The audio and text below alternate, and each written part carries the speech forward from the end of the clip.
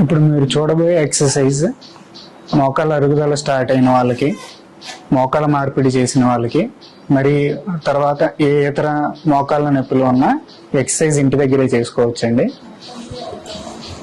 మీకు అందుబాటులో ఉన్న టర్కీ టవల్ కానీ బెడ్షీట్ కానీ ఏదన్నా ఫోల్డ్ చేసి ఇలా మోకాలు కింద పెట్టుకొని అరికాలు కింద ఆనకుండా కాలుని పైకి లేపి పాదం మీ వైపుకి వచ్చేటట్టుగా చూసుకొని ఒక 10 మనసులో లెక్క పెట్టుకొని అలా హోల్డ్ చేసి ఉంచాలండి.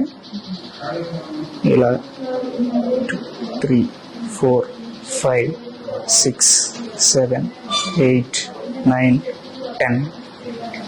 10 లెక్క పెట్టిన తర్వాత మెల్లగా డౌన్ చేసి ఇలా 2-3 సెకండ్లు ఆగి మళ్ళీ మోకాలు పైకి అనుకొని పాదం మీ వైపు కని మళ్ళీ 10 లెక్క పెట్టుకోవాలండి.